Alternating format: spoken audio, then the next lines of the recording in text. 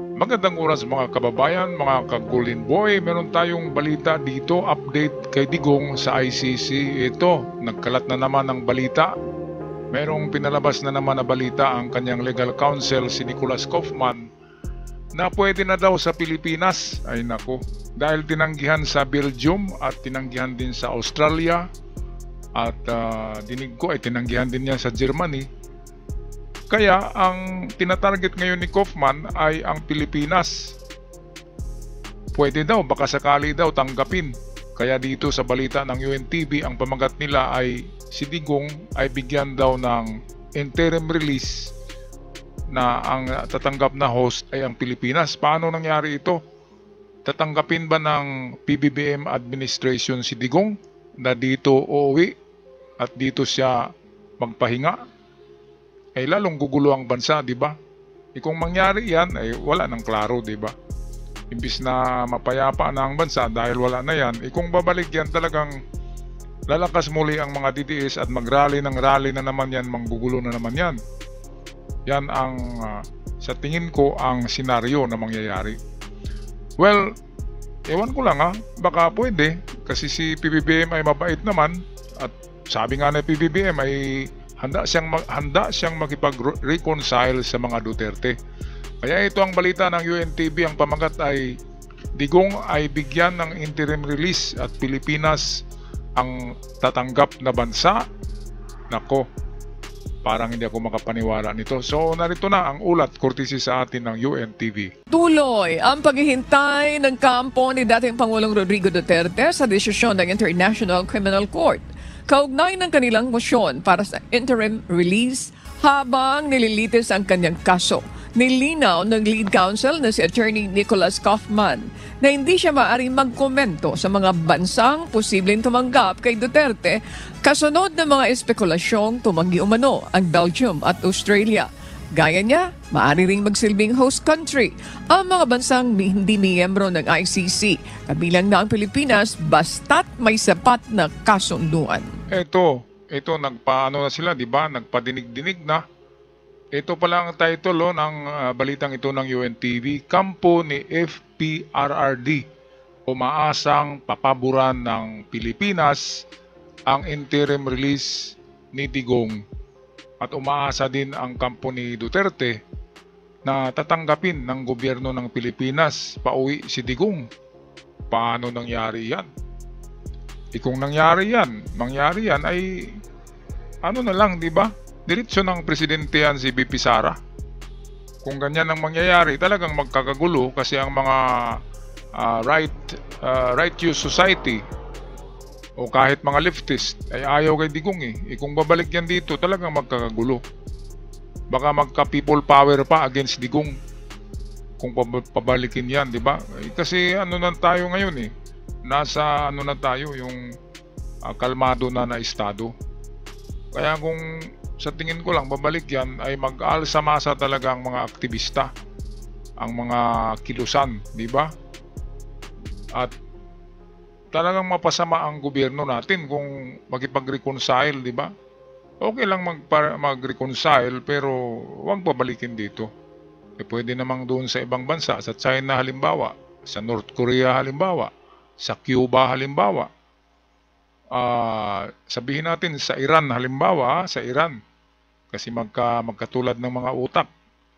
Di ba? Sa Russia, di ba? Bakit sa Pilipinas pa? Pilipinas ngang nagpatalsik sa kanya Tapos babalik pa siya. Kasi nandito ang ano niya, di ba? Ang mga lahat, ari-arian, mahal sa buhay, kayamanan, narito lahat sa Pilipinas. Okay, so umaasa ng kampo, ang kampo ni PRRD, umaasang papaboran ng gobyerno na siya'y pabalikin sa Pilipinas. Medyo hindi magandang balita. Okay, balik tayo sa UNTV. I would hope that within the month it would be decided. As I said, we've currently in the process of making a request for leave to reply. We hope to be able to reply to the prosecution's response to our request for interim release. And then the judges will rule. Under the Rome Statute, the judges are meant to rule on the request for interim release as speedily as possible. Ang napansin ko kay Kaufman, mga kababayan, ay parang pinaikot-ikot niya lang ang ang istorya ang kwento. Pinapaikot-ikot at pinaasa-asa niya, binibigyan niya ng konsuelo. Pinapaasa niya si BP Sara at mga DDS na magkaroon talaga ng interim release. Si Digong noon sabi niya sa Belgium hindi tinanggap, sa Australia hindi rin tinanggap.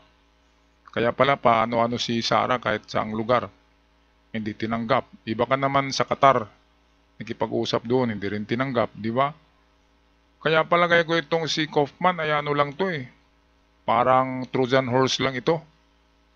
Parang parang pinagpirahan lang yata sila BP Sara nito Kasi pinapaasa niya palagi na mayroong tatanggap at magkaroon daw ng interim. Ngayon sabi niya naman ay ang Pilipinas ay pwede. Napakagago, no?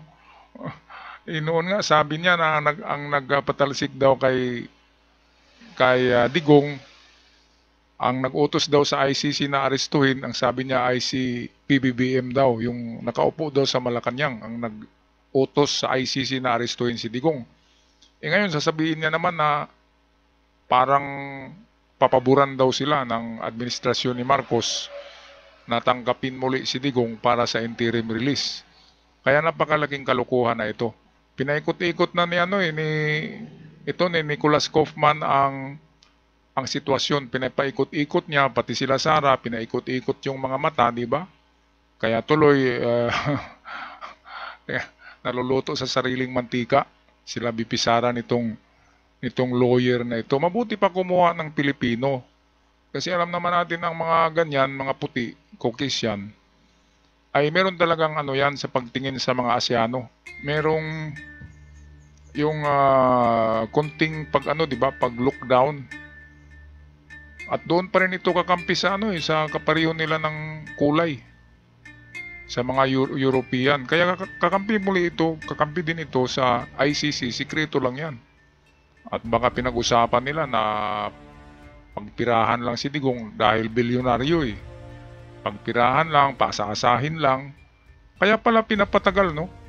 Napansin nyo ba bakit September pa yung paglilitis kay Digong? Pwede namang bukas, di ba? Pwedeng sa sunod na linggo. Kaya pala pinapatagal-tagal, sa palagay ko lang.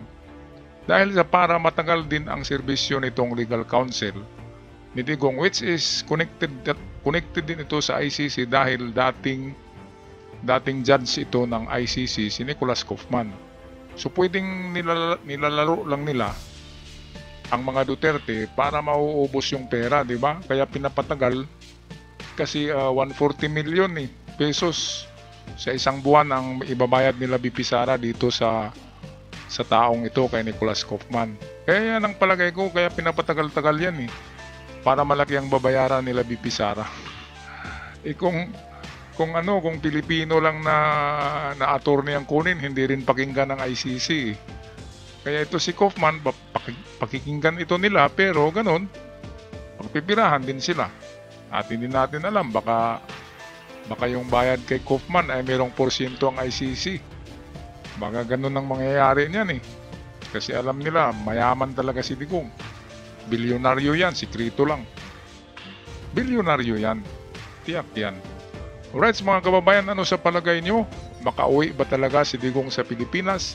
At papayag ba ang Marcos administration na magkaroon ng interim release at ang Pilipinas ang mag-host or tatanggap kay Digong? Totoo kaya ito? Paki-comment na lang sa ating comment section. At sa mga bago pa lamang sa channel, huwag kalimutan mag-subscribe para palagi tayong updated at malaking tulong. Maraming salamat sa lahat. God bless the Philippines.